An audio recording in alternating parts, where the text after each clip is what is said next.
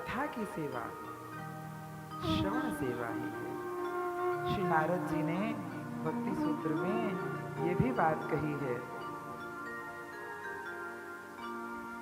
श्रवणम सर्वधर्मेभ्यो वरम मन्ये तपोधना वैकुंठतो यत कृष्णं श्रवणाभ्यस्य लभ्यते। भगवान श्री कृष्ण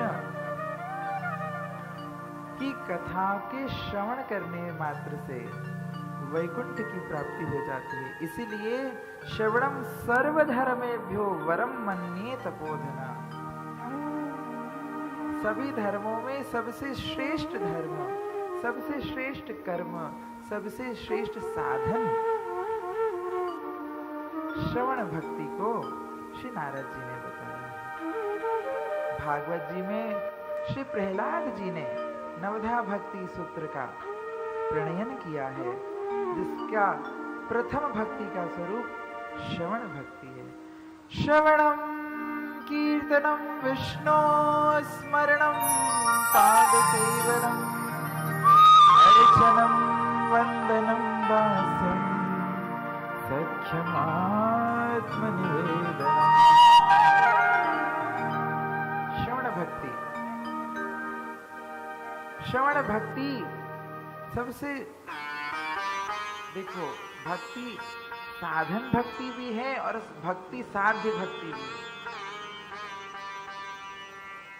भक्ति का साधना स्वरूप भी है और भक्ति ही साध्य ही है। भक्ति से और किसी और तत्व की साधना नहीं है, भक्ति से तो भक्ति की ही साधना है। साध्य तत्व भी भक्ति है और साधन भी भक्ति है। साध्य भक्ति वही है जिसे आज गुरु जी ने कहा रागी भक्ति, जिसे हमारे रसिकाचार्यों ने ब्रज में प्रेमा भक्ति कहा है। श्री चैतन्य महाप्रभु की परंपरा में षड गोस्वामियों में से श्री रूप गोस्वामी जी ने भक्ति रसामृत सिंधु के प्रणयन में उत्तमा भक्ति का लक्षण बताते हुए भी यही बात कही।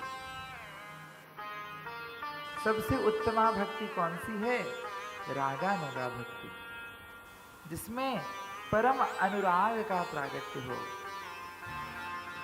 भगवान की चरणों की अनुराग की ही भक्ति हो। नारद जी ने भक्ति सूत्र में भी यही बात कही।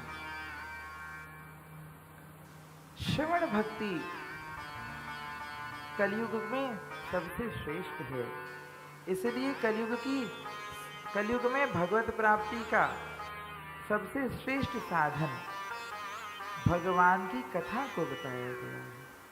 क्यों?